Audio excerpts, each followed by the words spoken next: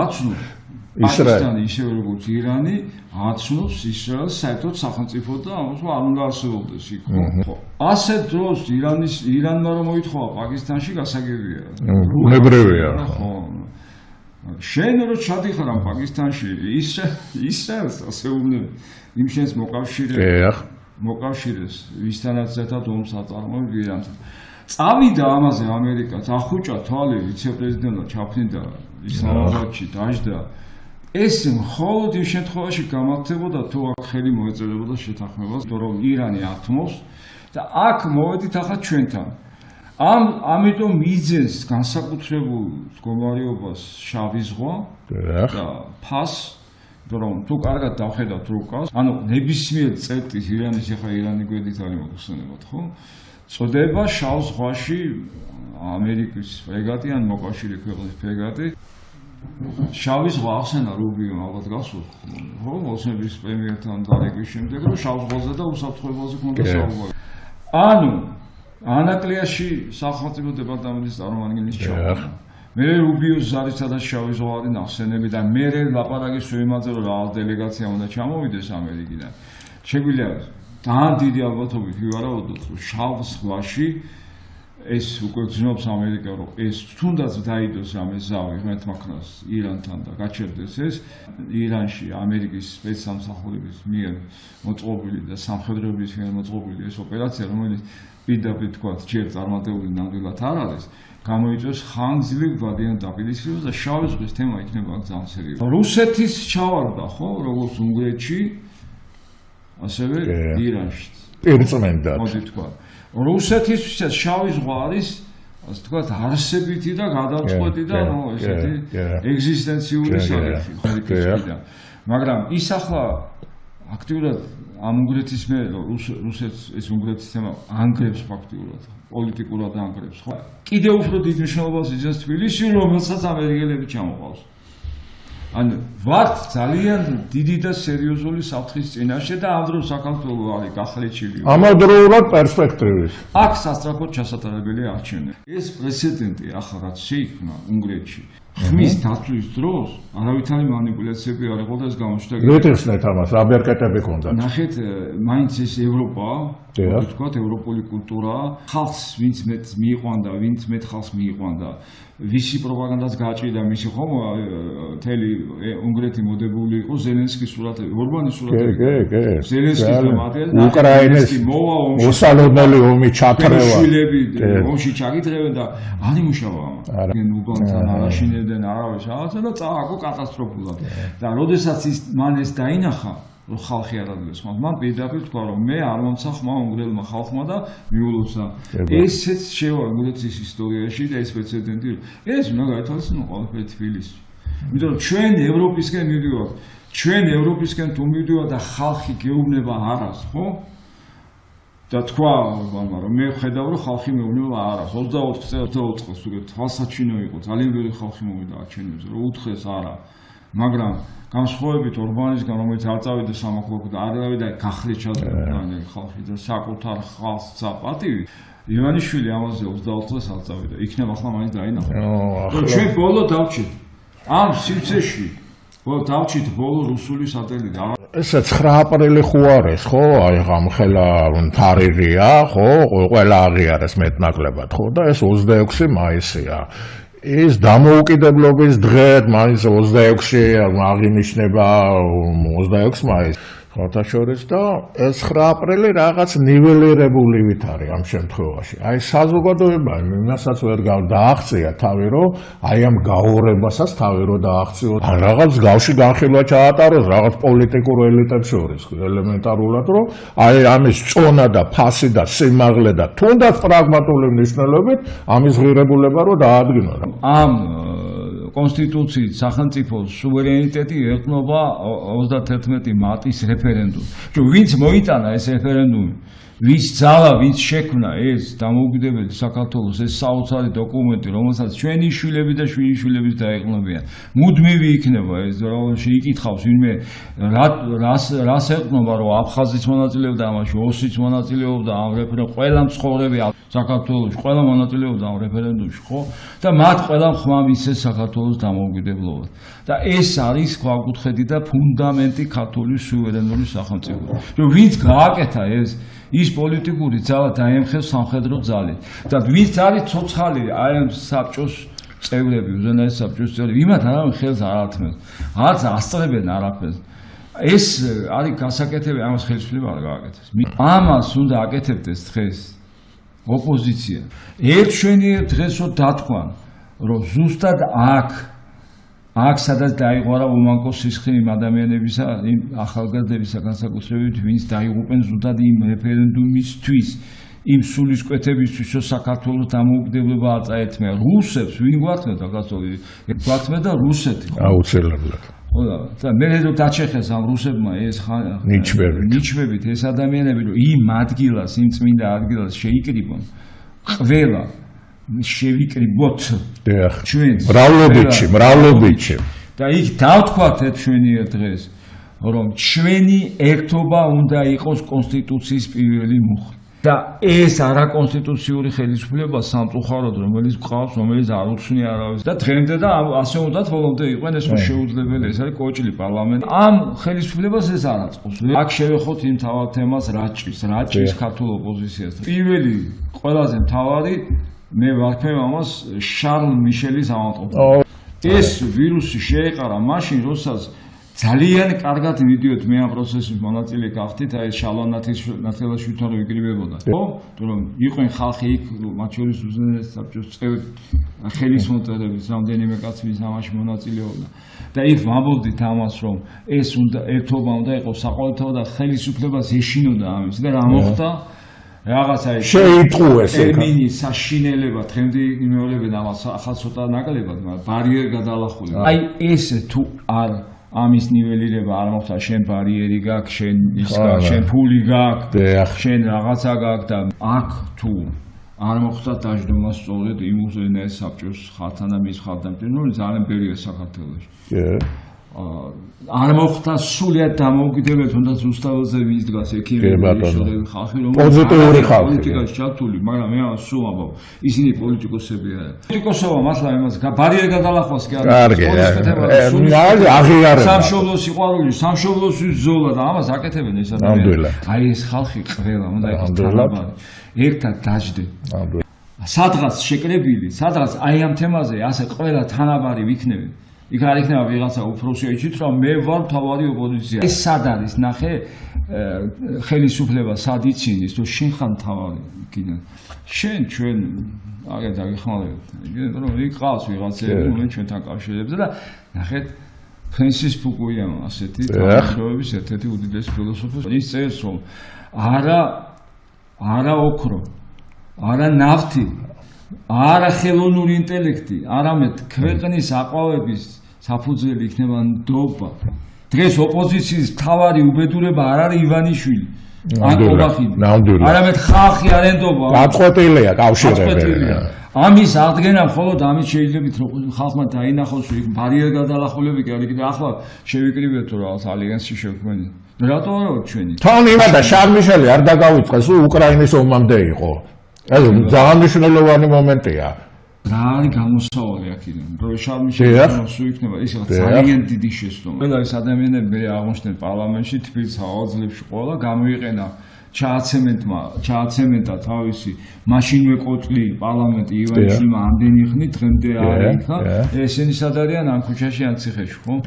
მაგრამ ნახეთ საზოგადოებას ისე არ უთხრესო ჩვენ ეს შეგვეშალა. ერთად როგორ მოიგო მადიარმა ეს აქციონერი უნგრეთში ნუ მან შეძლო დაუპირისპირა კაფეო ალტერნატიული ის დადო რა ცენტრი შექმნა ალტერნატიული სადაც არ იყვნენ ბარიერ გადალახულები სადაც არ იყვნენ ყველა იყო ერთად მთელი უნგრეთი იცავდა უნგრეთის ინტერესებს აი საქართველოში თუ ოპოზიცია დავანებოთ თავ ხელისუფლებას აი ოპოზიცია თუ არ დავსწრებით ოღონდ ასე არა მე აგერ შევქმნდი ალიანსი 4 პარტიან 5 პარტიან ეს არის ისევ შეცნო.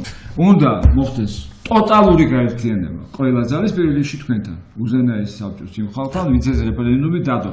თქვენ უნდა მოიტანოთ ამ მაგიდასთან ეს რეფერენდუმი, უნდა თქვათ, რომ ჩვენ მოგვაქვს ეს, ჩვენ თავისი აფხაზეთით ცხინვალებს და ასე შემდეგ. ჩვენ თქვენთან ერთად ვართ, ოღონდ თქვენს კეთილინები და გვაღიარეთ ჩვენ.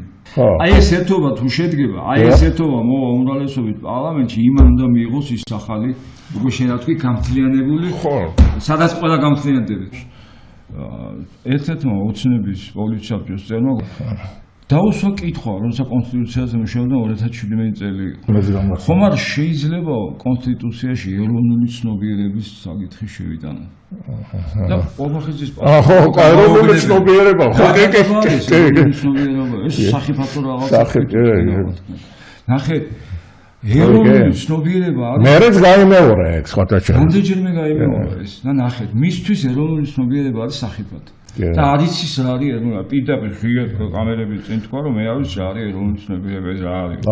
იდენტობის ქვაკუთხედი ქვეყნის სუვერენიტეტის არის ეროვნული ცნობიერება. ხედ, ეროვნული ცნობიერება არის ის პირველი მუხლი. ის არის ჩვენი იდენტობის სწორედ ეროვნული. აი ეს 80% რომ მოვიდა მაგაზე დგას რა. პატრიოტის გასაცილებად ის ხელმძღვანელობდა ეროვნული ცნობიერებით. სანამ ეროვნულები არ გახდებით თავარი ოპოზიციის წევრი და ერთად ერთ იმაში არ გამოვაყენთ. მოიხარშებით ერთად. არაფერი არ გამოვა, აქ იქნება ბიზნეს განიშვილი თავის კობახიძის. ივანე ოქროპირი ეს საქართველოსთან დაკავშირებულია და მას აქვს უნიკალური გამონათქვამი. თავისუფლებისათვის საკუთარი სიცხლის ფასად გაგათავისუფლად ქრისტემ და ნუ იქნებით ადამიანთა მონები. უნიკალური ნათქვამია. კერპებით, კერპთაყვანის მცემლობით იწყება ყველაფერი. ბიბლიური ადგილია გელათი. თქვენ ვინ აგებთ პასუხს იმაზე, რომ გელათი აქამდე მივიდა? ვაშენებთ ახალ ტაძრებს და მივატოვეთ ძველი. ეხლა გვიჯდება 10ჯერ და 15ჯერ მეტი ვიდრე ნებისმიერი ტაძარი რომ ავაშენეთ ქვეყანაში. მაგრამ რომ დავამთავრებთ გელათს, ის არ იქნება მაინც ის გელათი, იმიტომ რომ გელათი ფრესკა იყო. აი რომ საქართველოში რომ არის კერპთაყვანის მცემლობა, საქართველოში რომ არის კონფორმიზმი, ეს არის იმის შედეგი, რომ აი რეალურად რტოლვამ კუჭის გავლენამ გონებაზე, კუჭით ცხოვრებამ ქვეყანაში სულიერება მოკლა. რაც აი ადრეხილია ბოლო პერიოდში ვთქვათ აი ვეფხისტყაოსანთან დაკავშირებით. ვეფხისტყაოსანი ეს არის ბრძოლა კერპების წინააღმდეგ, კერპთაყვანის მცემლობის წინააღმდეგ ბრძოლა ეს. დიდი იმით რო შეხედვა ამას. და ამ დროს რა გამოდის?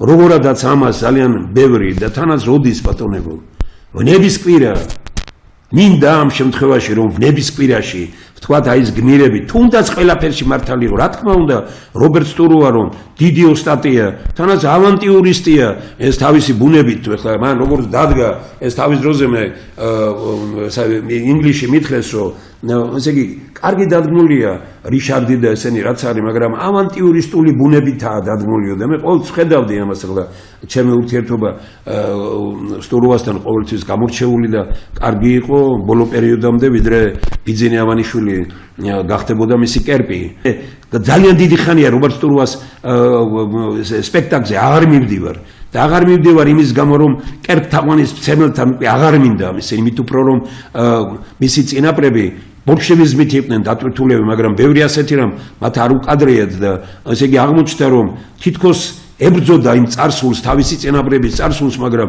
თვითონ უფრო დიდი ბოლშევიკი აღმოჩნდა ისე გააკეთა ყველაფერი ეს ამერიკელებმა ჩაატარეს გამოკვლევა 46000 ინტელექტუალს მთელი მსოფლიოს მასშტაბით ერთი შეკითხვა დაუსვეს ვინ არის ყველა დროის ყველაზე საუკეთესო პოეტი შოთა რუსთაველი აღმოჩნდა პირველი ეს ხო ვებერთელა რამ არის შოთა რუსთაველი პირველი და მეორე ვაჟა-ფშაველა მესამეზე ვერავინ და მეოთხეზე არის დოსტოევსკი და ჩვენ საქართველოში როგორ ვექცევით და როგორ ვექცევით როდის ვნებისკვირაში სცენა უჭირავს სიშიშვლეს სიბილწეს მე რა მინდა აი მარტო ამაზე კი არ არის საუბარი მე რამაც შემძრა ესე იგი, ვინც ბიძენა ივანიშვილის კერპით ცხოვრობს, ყველა მხარს უჭერს რომბერტ სტურუას. ერთი რამ მინდა ვთქვა ყველასთვის, გენიუსი იყო მართლაც შოთა რუსთაველი, როგორ აქვს ნათქვამი, ჯერ ყვავი რომ ვარცა ისოვის თავი ბულბული გონია, მაგრამ ამაზე უფრო ძლიერია დღევანდელ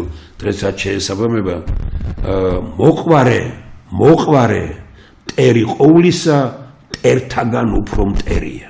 ეს არის სწორედ ჩვენ რომ ვამბობთ ურაპატრიოტიზმი. აქ ორი რამ იყრის თავს ერთმანეთთან, ის რომ ებრძოლო იმას, რაც დიდი სიმაღლეებია, იმიტომ რომ აქ ჩვენ დღეს ყავს ხალხი და არიან ასეთი იმად არაწუხებს გელათში რა ხდება. მაგრამ მისთვის სამებაა მთავარი. მაგრამ გელათი არ არის მთავარი.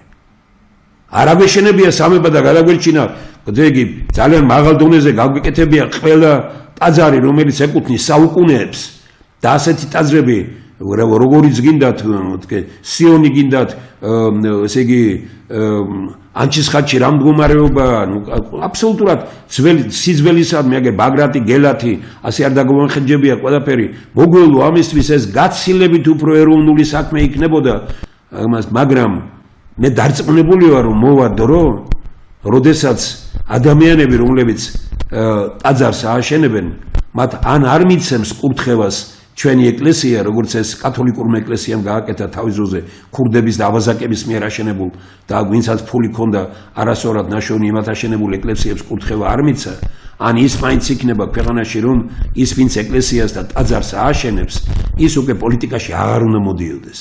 და არ შეიძლება რომ ტაძარი ააშენო იმისთვის, რომ პოლიტიკაში მოხვიდე. თუ ტაძარს ააშენებ, უნდა იცოდე რომ პოლიტიკაში არ უნდა მოხვიდე. მე არ მინდა რომ 21 საუკუნეში ჩვენ 21 საუკუნის დეკამერონი დავწეროთ, იმდევრებ რომ კერპთაყვანის მცემლობა არის უბედურება. კერპთაყვანის მცემელი მეცნიერი, კერპთაყვანის მცემელი ინტელიგენტი, ეს ავანტიურისტ პოლიტიკოსზე უარესია დღეს. ყველაზე დიდი სიმდიდრე საქართველოსი თავისუფალი ადამიანი. დღეს ინტელიგენციის ამოცანა არის, რომ იდგეს არა ხელისუფლებასთან, არამედ ხალხთან. პირდაპირ გადავდივარ უნგრეთზე. გადავდივარ არა იმიტომ, რომ მე იმის შთაბეჭდილება მაქვს, რომ ეხლა მადიარი რომ მოვიდა რაღაც უნგრეთში სასწაულრამეებს გააკეთებს. თვითონ ყოფილი მართველი პარტია გამოფხიზლდება. და ევროპაში ბევრი პოლიტიკური პარტია გამოფხიზლდება. როდესაც მიდიხარ თანამდებობიდან, გაცილებით უფრო კრიტიკული ხდები შენი ნასაქმარის მიმართ, ვიდრე მაშინ, როდესაც ხარ თანამდებობაზე.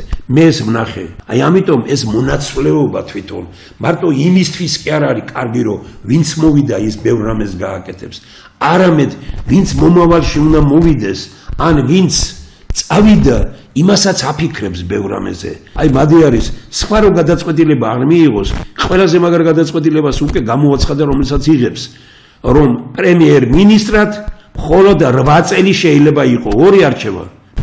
რაიმე გონია თქვენ რომ განსხვავებული პროგრამა ქონდა მადიარს, ვიდრე თქვა ორბანს? არა. მაგრამ რით მოიგო იმით, რომ პირველი ხალხს მონაცვლეობა უნდა ამოვიდა 16 წლის განმავლობაში და მით უფრო სულ დაძაბული და აბა იმის წინააღმდეგ, ამის წინააღმდეგ არ უნდა ხალხს, არა ხალხს უნდა კარგი ცხოვრება, მშვიდი და ნორმალური ცხოვრება. ეს ერთი და მეორე. ყველაზე მთავარი იყო კორუფცია. კორუფცია და რას აკეთებს ანტიკორუფციულ სამინისტროს ქმნის. მე ვერ გეტყვით ახლა ეს სამინისტრო თვითონ თუ არ გახდება კორუფციული, კარგია, მაგრამ თავისთავად უნგრეთი წავიდა სხვა გზით. ხელისუფლებას ორ ფუნქცია აქვს. პირველი, შექმნას კონკურენტული გარემო ქვეყანაში, კონკურენცია იყოს ყველგან და მეორე ადამიანი იყოს დაცული. კაპიტალიზმის საუკეთესო კონკურენცია და ნიჭი ძალაუფლება შეერთებული არის ევროპული სოციალიზმის საუკეთესოსთან. ეს არის კონვენციის თეორია. კონვენციის თეორია არის რაზეც დღეს უკეთესი დღეისთვის მსოფლიოს ეკონომისტებს და მსოფლიო ელიტას არა აქვს. იყოს კონკურენცია, კონკურენციის მტერი არის კორუფცია და ნეპოტიზმი. ხელისუფლებიდან რო წავა, იმაზე ნაკლებით უნდა წავიდეს, ვითაც მოვიდა. და აქ საქართველოში მოდიან კალოშებით და მიდიან სასახლეებით, არა მარტო საქართველოში, არამედ ქვეყნის გარეთ. ვიდრე ქვეყანაში არ იქნება ხელისუფლება, რომელიც იცხოვრებს ხალხის ცხოვრებით და იცხოვრებს ფორმულით გაგვამდიდროთ ხალხი და გავმდიდრდეთ ჩვენს და არა ისო გავმდიდრდეთ ჩვენ და გავაღარიბოთ ხალხი. მეტი რომ აი საქართველოში რუბიომ დარეკაო და წინადღით რომ ლანძღვა იყო ამერიკის მეორე დღეს განათდა ქვეყანა დაიწყო ლაპარაკი რომ აი ამერიკამ გამოიხედა ჩვენს გეკი, მაგრამ გუშინ წინ თუ ცუდი იყო ამერიკა რუბიოს ზარის შემდგომ გაკეთილი შობილი და აი ეხლა აი ჩვენ თავარია რომ ამერიკა იყოს კარგად ჩვენთან, თავარია რუსეთს არ ვაწყენინოთ, თავარია ქართველი ხალხთან ვიყოთ კარგად და ქართველ ხალხს არ ვაწყენინოთ ხალხო.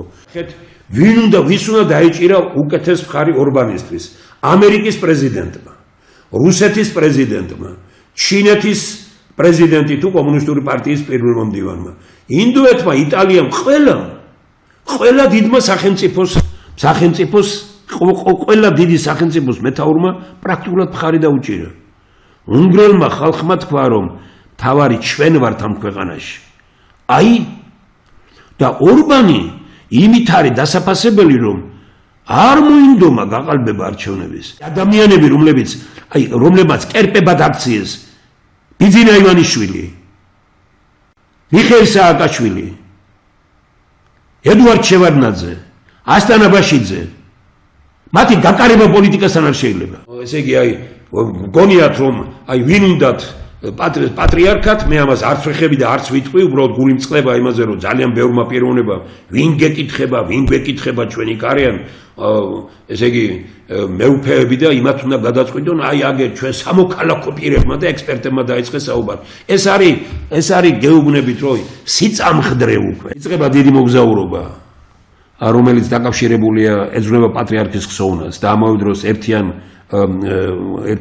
კავკასიას და ძლიერ საქართველოს. ჩვენ ვიწყებთ სიონის ტაძრით, პატრიარქის საფლავიდან, სიონის ტაძრიდან, ჩავდივართ სნოში, მის სამშობლოში, მერე გადავდივართ ვლადიკავკაზში, იქ სადაც დაიბადა პატრიარქი, შეინარჩუნეს ის ყველაფერი, როგორც ტაძარი, სადაც მოინათლა სახლი, სადაც დაიბადა და ის ქართული სკოლა და წერეთის ქუჩაც რომ შეინარჩუნეს. ამაში ძალიან დიდია როლი წვლილი და ვალერი გერგიევის და გოჩა ძასოხოვის. პატრიარქი ერთიან კავკასიაზე ძალიან სერიოზულად საუბრობდა და ყველგან ყაბარდო-ბალყარეთშია, ინგუშეთში, სადაც მე-6 საუკუნის ძეგლია, ჩეჩნეთში, ყველგან ქართველობასთან იქნება შეხვედრა, მოვინახულებთ ამ მართლმადიდებლურ ადგილებს და ყველაზე მთავარი არის ეკლესია, რომელიც მე-19 საუკუნეში ააგეს ქართველებმა და ეს ეკლესია არის დაღესტანში. მე-19 საუკუნიდან მე-18 საუკუნემდე ეს ეკლესია მოქმედი იყო. ბატონმა ანვარბეკ კადიევმა და მისმა შვილმა მანსურმა ძალიან დიდი მხარდაჭერა გააკეთა, რომ ეს ძეგლი და შენარჩუნებული იყო, აკეთებენ დღესაც მისი შვილი მანსური. საუკუნეებია, ალბათ მე-12 საუკუნის შემდგომ იქ წითელი კვერცხი არ გადაგორებულა. ჩვენ კვირა ცხოვრობა სწორედ იქ ვიქნებით. ეს დიდი მადლიანი მოგზაურობაა და ეს პატრიარქი იმსახურებს ამას. აი ჩვენ საქართველოს კათოლიკოს პატრიარქს უწმინდესა და უნეტარეს უძღვით ყველაფერ ამას. 26 არის 26 მაისია საუბარი. ჩვენ ვაპირებთ რომ დიდი შეკრება გავაკეთოთ ინტელიგენციის წარმომადგენლები, ხალხის მიერ დასახელებული ეროვნული თანხმობის პარლამენტი რომ ქვია. აი იქ და ეს ორი იდეა გამოვიტანოთ ამ დიდ შეკრებაზე. ეროვნული თანხმობის პარლამენტის იდეა და ეროვნულ სახელმწიფოებრივი დოქტრინა. აი ამ 20 საათიანი მოლაპარაკების შემდეგ დივანს მოულოდნელად და ესე თქვათ ბევრი განმარტების გარეშე დატოვა ისლამაბადი და გაემგზავრა უკან ამერიკაში. არ იქნა მიღწეული შეთანხმება. ირანის მხარე არ დათანხმდა ამერიკის წინააღმდეგობას ორმოზის სუთვის გახსნის შესახებ და თავარი თემა მაინც იყო ეს და დღემდე ეს სრუტე არის ფაქტობრივად ჩაკეტილი, ის არის ირანის კონტროლის ქვეშ. საკითხები ახლა გადადებულია, საბედნიეროდ ახლა საომარი ოპერაციები არ მიმდინარეობს. ნახოთ როგორ განვითარდება მოვლენები.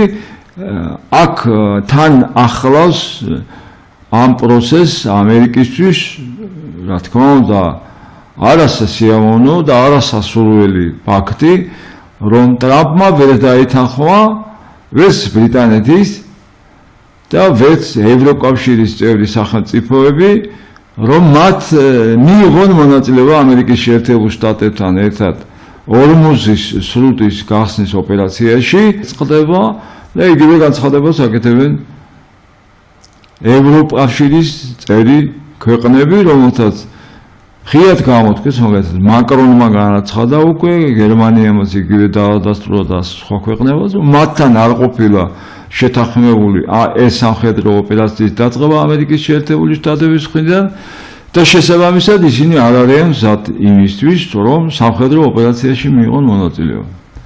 კიდევ უფრო მტკივნეული ტრამპისთვის არის ის, რომ მისმა სამხედრო მოკავშირეებმა ავსტრალიამ, იაპონიამ და სამხრეთ კორეამ ასევე უარი უთხრეს ამ ოპერაციაში ჩართვაზე და აქ ფაქტობრივად ამერიკა და ისრაელი რჩებიან მარტო ამ სამხედრო ოპერაციაში.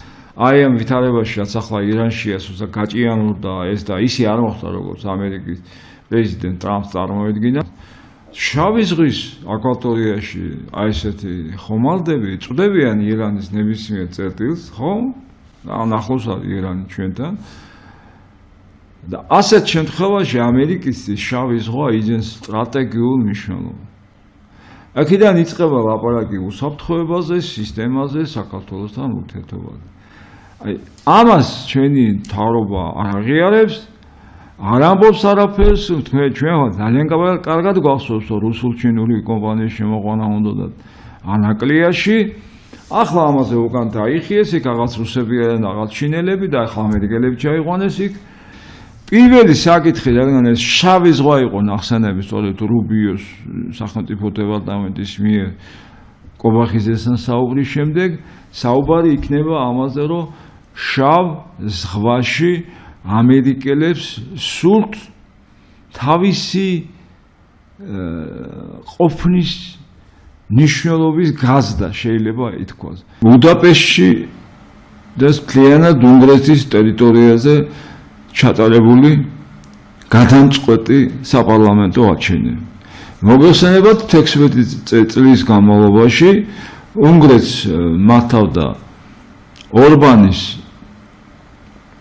პარტია ფიდესი, რომელმაც განსაკუთრებით ბოლო წლებში მიიღო უკვე ესეთი ჩამოყალიბებული ავტოკრატიის სახე და პრაქტიკულად ორბანი არც მალონ ამას რომ ის იდგა რუსეთის მხარეს მთელი არჩევნების დროს იყო დაშინება ხალხის, რომ თუ თქვენ ხმას მისცემთ პიტერ მადიას, ჩემს ოპონენტს, მაშინ ის აქ უკრაინის წაქეზებით გააჩაღებს ომს, თქვენი შვილები გაიგზავნებიან და დაიღუპებიან უკრაინის ომში და ასე შემდეგ.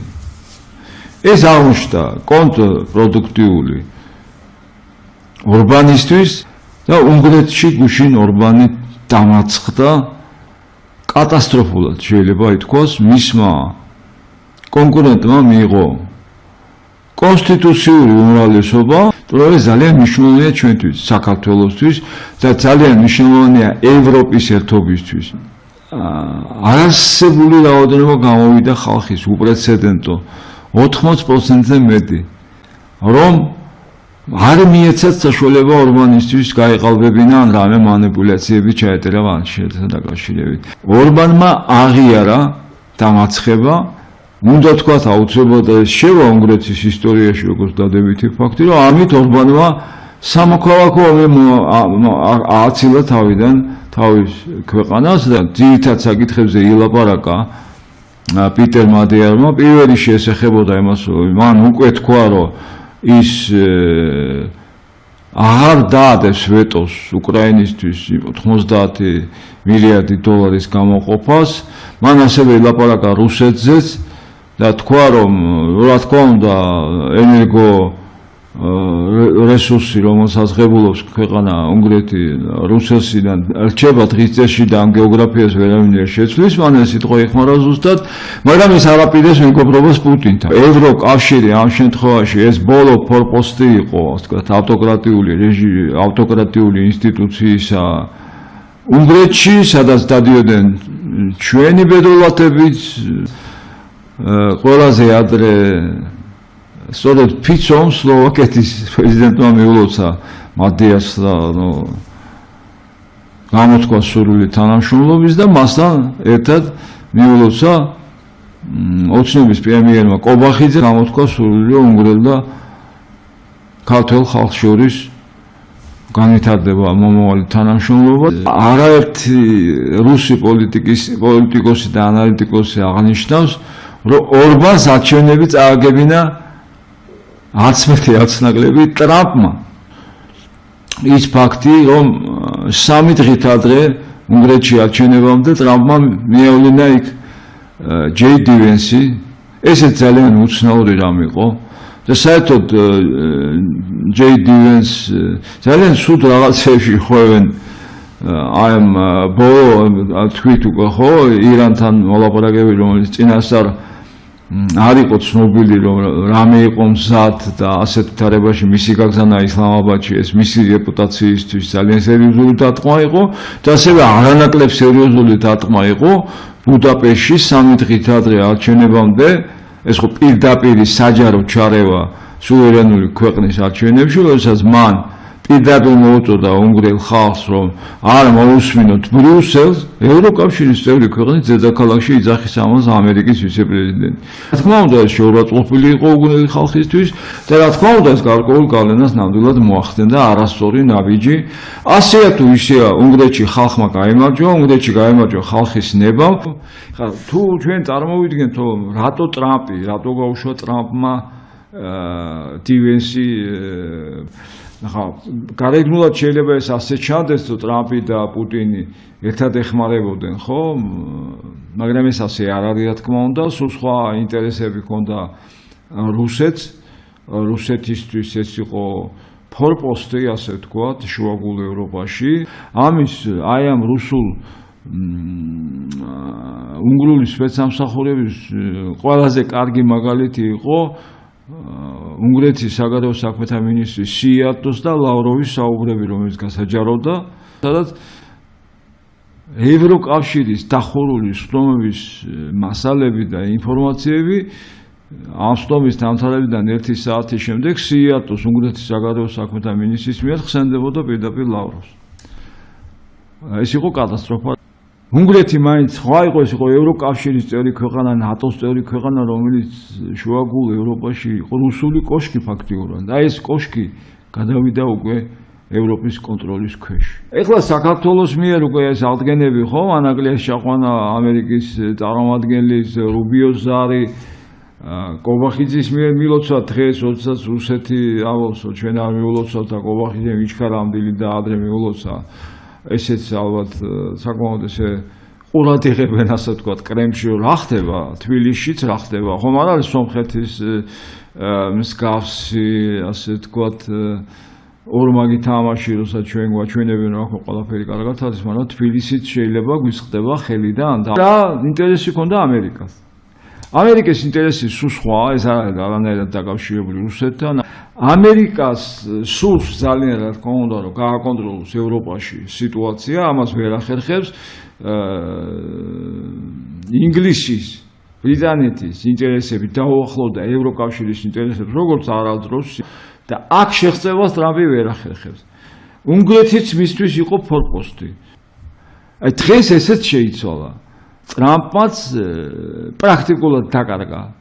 აი ასეთი პრეცედენტი უკვე 21 საუკუნეში 2026 წელს საქართველოსთვის არის ნათელი მაგალითი, რომ ქართველი ხალხი, რომელიც არის მიდეკილი თავისუფლებისადმი, ჩვენი გასაოცარი ახალგაზრდობა და ძირითადი როლი უნგრეთში სწორედ ახალგაზრდობამ ითამაშა.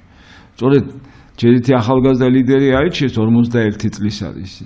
ძალიან საინტერესო კაცია, გამოცდილი კაცია და მე მას წარმატებები და უსურო უნგრელი ხალხის საკათილდღეოდ, რომ საქართველოში უნდა მოხდეს აუცილებლად მთელი ოპოზიციური ძალების კონსოლიდაცია, უნდა შეიქმნას ახალი ძალები. მე რა თქმა უნდა, სულ ამბობდა წერ ამაზეც, რომ უნდა გამოჩნდნენ ახალი ძალები. აი ის ძალები, რომელიც ასე ვთქვათ, აქტიურობენ დღეს, მაგრამ არ ერთვებიან პოლიტიკაში. ანუ ბერი აცხადებს ასეთ რამეს, რომ მე არ მინდა პოლიტიკაში ჩათვა, მე არ ვარ პოლიტიკოსი. ახლა ამის დრო არ არის. პოლიტიკოსი უნდა გახდეს ნებისმიერი ადამიანი, ვისაც აქვს განსხვავებული აზრი ავტოკრატიული ხელისუფლებისგან. საქართველოს სულ საერთო ევროპულ ოჯახში ცხოვრება. ამიტომ საჭიროა გაერთიანება, ძალიან დიდი გაერთიანება ქართველი ხალხის, ახალგაზრდების, ყველა თაობის, რომ მათ ფაქტობრივად იგივე შედეგი დადონ საქართველოში.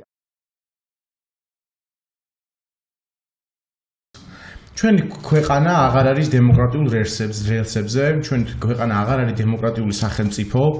ჩვენი ქვეყანა მიისწრაფვის ავტორიტარიზმისკენ და რუსეთის გუბერნიისაკენ.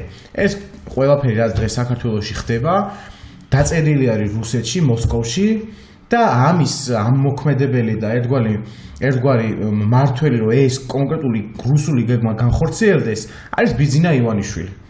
ჩვენ ახალგაზრდა თაობამ, ჩემო მეგობრებმა, რომლებიც დღეს ჩვენ რუსაველზე დგავართ და ვიბრძვით იმისათვის, რომ ჩვენი ქვეყანა გადავარჩინოთ. ესე იგი, თქვენ დამოუკიდებელი ძალა ხართ. აბსოლუტურად. ახალგაზრდები, კი ბატონო. რომლებიც არ იყავით არც ერთ პარტიაში. არც ერთ პარტიაში. და არც ერთ პარტიას არ უჭერთ მხარს. რა თქმა უნდა. უბრალოდ ჩვენ კი რა თქმა უნდა, არც ერთ პარტიას არ მე პირადად არც ერთ პარტიას ესე კაფიოდ არ უჭერ. მხარს, მაგრამ რა თქმა უნდა მე ოპოზიციის წარმომადგენელი ვარ, ნებისმიერი ადამიანი, რომელიც არ უჭერს დღეს საქართველოში პოზიციას მხარს, ავტომატურად არის ოპოზიციის წარმომადგენელი. რა თქმა უნდა, საქართველოში დღეს უკვე იბადება ახალი პოლიტიკური, ახალგაზრდული ძალები. თქვენ ფიქრობთ, რომ შეიძლება ჩვენ დავაღწიოთ თავი რუსულ შეიძლება არა, აუცილებლად უნდა დავაღწიოთ თავი, იმიტომ რომ ამდენი ხანი უკვე 200 წელიწადზე მეტი არის საქართველოს ებრძვის რუსულ იმპერიალიზმს. რუსეთი ოდითგანვე ცდილობდა ქართველი ერის დამონებას, ჩვენი ეკლესია მონასტრების განადგურებას, რაც უკვე საბჭოთა კავშირის დროს მოგეხსენებათ რეები ხდებოდა. მე გადმოცემით ვიცი და ყველა ძალიან ბევრი ისტორიული ფაქტი მაქვს შესწავლილი ამასთან დაკავშირებით. დღეს ჩვენ ენას დასაცავი გვაქვს, ჩვენი რელიგიას დასაცავი გვაქვს და ჩვენი ყველაფერი საქართველოს გვაქვს დასაცავი. დღეს ისეთ მდგომარეობაში იმყოფება საქართველო. ჩვენი ყველაზე დიდი მეცნიერი ივანე ჯავახიშვილი იყო და იმას აქვს ეს ზუსტად დაწერილი, რომ რუსეთი არანაირი ჩვენი გადამრჩენი არ არის და ის ყველაფერს იზამს იმისათვის, რომ ჩვენ როგორც ერი არ ვარსებობდეთ. არ ესმის ეს ყველა ხელისუფლება, რომელიც საქართველოში მოვიდა საბჭოთა კავშირის დანგრევის შემდეგ, ყველამ დაიწყო უღმერთოდ თავისი ქვეყნის ძარცვა და გლეჯვა და ხალხის გაღატაკება და თვითონ გამდიდრება. როდესაც ადამიანი არის მშიერი, როდესაც ადამიანი არის გაუნათლებელი, სამწუხარო რეალობას ვამბობ ახლა. როდესაც ადამიანი არის მშიერი, გაუნათლებელი, არ აქვს შესაძლებლობა, რომ ცივილურად იცხოვროს და ყოველ დღე იბრძვის იმისთვის, რომ გადარჩეს და არა იცხოვროს. ასეთი ადამიანის მართვა ძალიან მარტივი არის. 100 დღე გავიდა დაახლოებით თუ სწორედ მახსოვს, რაც უკვე ეს კომისია შექმნა და მუშაობა დაიწყო. 7 დაახლოებით საშუალოდ 7-დან 10%-მდე არის კიდე გაზრდილი ფასები. ამ 100 დღის განმავლობაში რაც კომისია არის შექმნილი. აი საქმეც ამაშია, რომ ხელისუფლებამ შეძლო მოესყიდა საკმაოდ დიდი რაოდენობა ინტელიგენციის, განსაკუთრებით აი ეს ელიტად ინტელექტუალურ ელიტად რო თulis თავის თავს აი ეს ნაწილი მოისყიდა და ესე იგი აკეთებს რასაც უნდა იმას. ჩვენ დღეს ვინც ვაპროტესტებთ ამ ყველაფერს და ვართ რუსული რეჟიმის მოწინააღმდეგე ხალხი, ვართ უმრავლესობა. ჩვენ ვართ უმრავლესობა. ამ ელიტამ, ეგრეთ წოდებულმა ელიტამ და ინტელიგენციამ თავის დროზე გააკეთა არჩევანი. და ამ სტიპენდიების, სხვადასხვა დაპირებების, იმას რომ არ ეხებიან და ყველაფრის უფლებას აძლევენ, გააკეთეს არჩევანი. მათ გადააბიჯეს მორალს, მათ გადააბიჯეს ადამიანობას. აი ამ თავისი ესეთი გადაწყვეტილებებით. მაგრამ ჯობს გვიან მიტრი არასდროს. თითოეულმა ამ ელიტის წარმომადგენელმა უნდა გაიაზროს თუ რა მდგომარეობა არის საქართველოში. აი ამ ყველაფრის წინაშე, როდესაც შენ ხმას არ იღებ და ირჩევ სიჩუმეს და ნებდები მხოლოდ რაღაც გრანტებს, კეთილდღეობას და ხმას არ იღებ, ეს არის შენ ერის და ქვეყნის ღალატი. ყველა წამყვანი ტელევიზია აქვს ხელში ჩაგდებული ქართულ ოცნებას. და ამ ტელევიზიებით ავრცელებს ისეთ პროპაგანდას, ისეთ მასშტაბურ პროპაგანდას, რომ ერის დაბეჭავება მიმდინარეობს. უკვე წლებია ეს ხდება. ერის ნეიტრალიზაცია ხდება, რომ ერმა ხმა არ ამოიღოს იმ უსამართლობაზე, რა უსამართლობაც საქართველოში და ჩვენს ქვეყანაში ხდება. თუმცა მაინც არ გამოსდის, იმიტომ რომ ჩვენ ვართ ქართველები, ჩვენ ვართ მებრძოლიერი. არც ერთი იმპერიის წინაშე თავი არ დაგვიხრია არასოდეს. ჩვენ სახელმწიფოში სამწუხაროდ დღეს არის ჩვენ არ გვყავს ეროვნული მთავრობა. რუსეთის იმპერიის მიერ დასმული მთავრობა. და რა თქმა უნდა ამას არ შევეგუებით. აი ჩვენ ვამბობთ გვინდა თანაც ყველა არ ამბობს ამას. ჩვენ გვინდა ევროპული გზა. ევროპული გზა ეს არის ევროპული სასამართლო, ევროპული სოციალური დაზღვევა, ევროპული განათლება, ევროპული კულტურა და შემდეგ. ბიძინას ხელისუფლება, როგორც კი გაამჟღავნა თავისი ნამდვილი გეგმა, რომ რუსეთისკენ მივდივართ, ევროპისკენ არ მივდივართ, იმ დღიდან როგორც დირიჟორმა ასე უჩვენა და იმის შემდეგ, ესე იგი აგინებენ ამ ევროპას და აგინებენ ამ ცივილიზაციას და ეს მათ, როდესაც პირველი დიდი ეს თემა თვითონ LGBT თემა არის ხელოვნურად შემოსული, ამას საქართველოში ამის პრობლემა არასდროს არ ყოფილა და არც მომავალში არ იქნება. დღეს ისე აკეთებენ ესენი, რომ ჩვენ ვინც ვიბრძვით ჩვენი ქვეყნისათვის და ეროვნული ინტერესი გვამოძრავებს და გვინდა რომ ჩვენი ქვეყანა იყოს განვითარებული და მდიდარი, ჩვენც გვრაცხავენ არაადამიანება, ქვეყნის მოღალატება და ასე შემდეგ. თუმცა გავა დრო და მე მჯერა რომ ჩვენს ამ ძალიან დიდ წვლის საზოგადოება დაინახავს ერთხელ და სამუდამოდ. და ჩვენ არ უნდა შევწყდოთ ბრძოლა იმისთვის, რომ ჩვენი ქვეყანა გადარჩეს. თუ ჩვენ დღეს ბრძოლა შევწყვეტთ, არ იქნება ამ ქვეყანაში ის ადამიანების კატეგორია, ვინც ამ სამართლობის წინააღმდეგ ხმას ამოიღებს. და დამყარდება უკვე ეს სრული დიქტატურა, უბრალოდ ამ დიქტატურის დამყარებაში ჩვენ ვუშლით ხელს. ჩვენ, ვინც დღეს რუსთაველზე ვიბრძვით. ამის მერე დამყარდება სრული დიქტატურა. ამიტომ არ უნდა გავჩერდეთ და უნდა ვიბრძოლოთ ბოლომდე. თქვენ ეს უნდა გააცნოთ ფართო საზოგადოებას, თქვენი ნაშრომები, რასაც თქვენ შრომობთ და ფიქრობთ და თქვენი ნაზრები. ქართულმა საზოგადოებამ ამას უნდა დაუჭიროს შემდგომ მხარი და დემოკრატიულად უნდა იქნას მიღებული ეს კონკრეტული გადაწყვეტილება და გაწერილი იქნას კონსტიტუციაში. იმისათვის რომ ეს ქვეყანა გამოსწორდეს, რას იზამდით? სამი ღონისძიება. ის კანონები, რაც არის ეს მიღებული, ეს უკანონო კანონი, არაადამიანური კანონები, ეს ყველა კანონი უნდა იქნას აბსოლუტურად გაუქმებული. აბსოლუტურად ყველა კანონი უნდა გაუქმებული.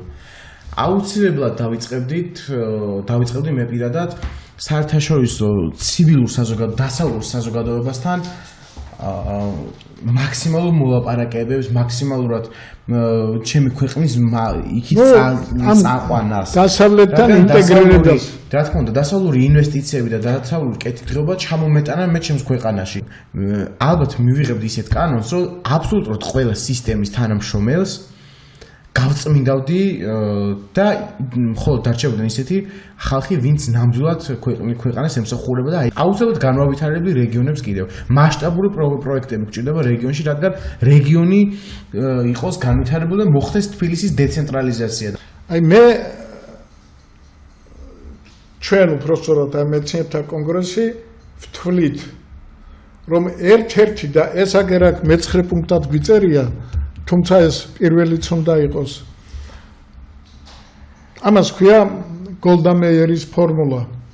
თუ გინდათ, გოლდა მეიერი ამბობს, რომ თქვენი სახელმწიფო იყოს გამორჩეული და კი არ გარბოდენ, არამედ წასულებით უკან ბრუნდებოდნენ, თქვენ აუცილებლად ჯარისკაცს უნდა მისცეთ ყველაზე დიდი ხელფასი, მასწავლებელს და ექიმს და ჩინოვნიკი კორუფცია, ჩინოვნიკის მიერ ჩადენილი კორუფცია და ნეპოტიზმი ჩაეთვალოს სამშობლოს ღალატად. და ეს პუნქტი სამშობლოს ღალატი შერაცხული იქნას 7 თაობაში. რას ნიშნავს ეს? ესე იგი, თუ ჩინოვნიკი ჩაიდენს კორუფციულ ქმედებას, აიღებს ქთამს და ეს ნებისმიერ დროს თუნდაც რომ მოკდეს, მერე რომ აღმოჩნდეს, გასამართლდება და ის სამშობლოს მოღალატედ იქნება შერაცხული და 7 თაობაში მის შთამომავლობას არ ექნება უფლება სახელმწიფო სამსახურში დასაქმების. საქართველოს ცენტრალურმა ხელისუფლებამ საქართველოს განათლების სამინისტრო დაწყებული მიხეილ სააკაშვილის და 8 წლიანი, ვთქვათ, მმართველობის 9 წლიანი, ვთქვათ, და 14 წლიანი ბიძინა ივანიშვილის მმართველობის პერიოდში მოახდინა აფხაზეთის საზოგადოების ცხინვალიზაცია. პოლიტიკურად დაშალა, მოიყვანა ის ხალხი უმაღლეს საბჭოში ხელმძღვანელებად, რომელიც ხმას არიღებს და იცავს სკამს და ხელფას და მოსული არიან უნივერსიტეტის რექტორებად იმისათვის, რომ ყველაფერი შეასრულოს, რაც შეუკვეთავ ცენტრალური ხელისუფლება, რომ შემდგომში მიიღონ ტრამპლინის სახით საჩუქარი, კარგ ხელფასიან, მოზრდილი ხელფასით სხვა უკვე ცენტრალური ხელისუფლების ან არადევნილი უნივერსიტეტის რექტორის სახით. ამიტომ ზოგადად საქართველოში მეცნიერების და განათლების რეფორმა აუცილებელია ჩატარდეს, მაგრამ უნდა ჩატარდეს სპეციალისტების მიერ. მათ შორის ჩვენ გვაქვს აქ მეცნიერთა ჯგუფს, მეცნიერთა კონგრესი, ჩვენი ხედვა საქართველოში განათლების და მეცნიერების ესე იგი რეფორმირების შესახებ.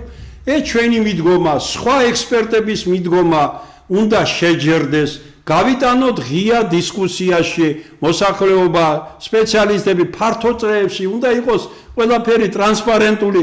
შემდგომში გარკვეული პერიოდის შემდგომ შეჯერებული ვარიანტი კი ბატონო გავიტანოთ და არა ისა. ეგ გაკეთებულა ევროპაში, მაგალითად ფინეთში, საფრანგეთში, ნიდერლანდებში. აი ახლა 2 წელი მუშაობდა ჯგუფები და მართლაც მოხდა მერე რეფორმირება და დადებითი იყო. საჭიროა, მაგრამ საჭიროა სწორი მიმართულებით.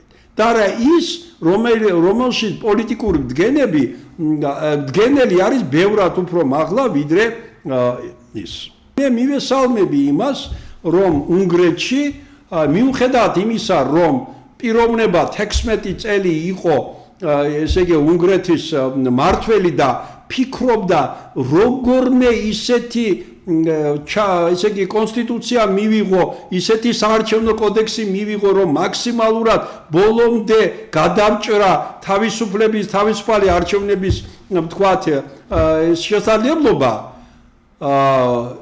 და შექმნა ისეთი 199 წევრთა პარლამენტში 106 მაჟორიტარული და 93 პროპორციული, მიუხედავად ამისა, პიროვნება, რომელიც იყო ამ პარტიის წევრი, მაგრამ როგორც კი ყოფილმა პრეზიდენტმა უნგრეთის გარკვეულწილად პედოფილებს დაუჭირა მხარი და მისმა ცოლმა, როგორც იუსტიციის მინისტრმა სამწუხაროდ მანაც დაუჭირა მხარი, ის მან გასცილდა ცოლს, ანუ მისთვის ხირებულება უკვე არ იყო ერთა იგივეა, როგორც მეუღლეს, რადგანაც იმან ეს დაუჭირა და შექმნა ახალი პარტია. არც ერთ არსებულ ოპოზიციურ ორბანის მიმართ პარტიასთან არ შეუერთა. იარა უნგრეთის ყველა რაიონში, სოფელში და ასე შემდეგ მიუტანა სწორი მესიჯები, მარტივი სწორი მესიჯები და მერე არჩევნებში იმ ოპოზიციურ პარტიებს ეყო ვაჟკაცობა არ დაუყენეს მადიარის შერჩეულ პიროვნებას თავისი კონკურენტი. და გაიმარჯვა ამ უსაშინელოს საარჩევნო კოდექსში. ამიტომ მე ვფიქრობ, რომ საქართველოში აუცილებელია ჩემი აზრით შეიქმნას ახალი ცენტრი. ეს ცენტრი, ეს მიდგომა პოლიტიკური ცენტრი უნდა ჩემი აზრით განსხვავდებოდეს ქართული ოცნების პოლიტიკურ ესე იგი მანიფესტებთან, პოლიტიკურ მიდგომებთან, ასევე განსხვავდებოდეს ნაციონალურ მოძრაობასთან ან მასთან აფილირებულ ვთქვათ პარტიებთან, რომელიც ფაქტურად იქიდან გამოვიდნენ და წარადგინონ მესამე ხედვა. ახლა საზოგადოება საუბრობს, კი ბატონო, ვერ ვიმუშლისო, რომ ამ მესამე ძალა გამოჩნდეს. უშლის ის, რომ მესამე ძალის გამოჩენა, რა თქმა უნდა, არ უნდა ოცნებას, რადგანაც ორი ძალის პირობებში ქართული ოცნება და ნაციონალური მოძრაობა, ან ეს ვთქვათ, მათთან აფილირებული პარტიებთან ერთად, ესე იგი, ყოველთვის იტყვის, ჩვენ კი ბატონო, ვარ ცუდები, კიდევ უარესია ნაცმოძრაობა. შესაბამისად, ქართულ ოცნებას არ უნდა მესამე ძალის. ხოლო ნაციონალურ მოძრაობას მით უმეტეს არ უნდა მესამე ძალის, რადგანაც ის პირველია ოპოზიციაში. შესაბამისად, ამ ორივე ძალას არ უნდა. მათთან აფილირებული სახელმწიფო ტელევიზიებს და ესე იგი ოპოზიციურ, მაგრამ რეალურად მიბულ იმ პარტიასთან არ უნდა გამოიყვანონ ექსპერტები, სპეციალისტები ეკონომიკაში, სამართალმცოდნეობაში, განათლებაში, მეცნიერებაში, რომელიც არ იზიარებენ, ესე იგი, თუ ქართული ოცნების აზრს არ იზიარებ, სახელმწიფო ტელევიზიაში ვერ მოხვდები. თუ არ იზიარებ ბატონ მიხეილ სააკაშვილის აზრს, რეალურად ვერ მოხვდები ამ ოპოზიციურ ტელევიზიებში. შესაბამისად, ესე პლუს რა თქმა უნდა, ფინანსურად ორივე ძალა მაგრად არის გამაგრებული და უბრალოდ ჩვენ უნდა გავაკეთოთ ისე, რომ როგორც გააკეთეს სომხებმა, გამოიყვანეს და მოძებნეს პაშინიანი, მოძებნა უნგრეთმა და, ვთქვათ, ეს პიროვნება მადიარი, ჩვენ უნდა მოვძებნოთ ახალი სახე პოლიტიკაში 50-55 წლამდე, ვთქვათ, პიროვნება. ახლა არის ბატონ თემურ შაშიაშვილის მიდგომა, რომელსაც მე მხარს უჭერ, რომ მეცნიერი უნდა იყოს ეს. ანუ გარკვეულწილად ახალი სახე, ადრე პოლიტიკაში ნამყოფი არ იყო, მაგრამ მეცნიერებაში, ესე იგი, თვალსაჩინო მეცნიერი ერკვევა, ვთქვათ, გარკვეულ კიდე მიმართულებაში, ეკონომიკაში, შემდეგ და მან შეძლოს ხალხის კონსოლიდაცია და ასეთ ძალას ჩვენ უნდა დაუჭიროთ მხარი მოსახლეობა. ხოლო 2-3 წლის შემდეგ, როცა ქვეყანა დალაგდება, როცა შეიქმნება პირობები, ეს მეცნიერები დაუბრუნდება თავის საქმეს, რადგანაც უკვე პოლიტიკურად იქნება პიროვნება ისეთი სიტუაცია, რომ ყველამ ვაკეთოთ ჩვენი საქმე. მეცნიერმა ნაღმა აკეთოს, მეცნიერება ამის ხელშემწყობი იქნება უკვე პოლიტიკოსები და ასე შემდეგ. ამიტომ მე ვფიქრობ, რომ საქართველოს აქვს შანსი და უნგრეთი ცოცხალი მაგალითია ამისა, ჩვენ მაქსიმალურად შევძლოთ ჩვენი სამშობლო გავიყვანოთ სწორ გზაზე და ესე იგი გაიმარჯვოთ მათ შორის ტერიტორიული მთლიანობის აღდგენა მშვიდობიანი გზით, მოლაპარაკება მათ შორის ბევრ სხვა პოლიტიკურ ესე იგი ცენტრებთან ერთად.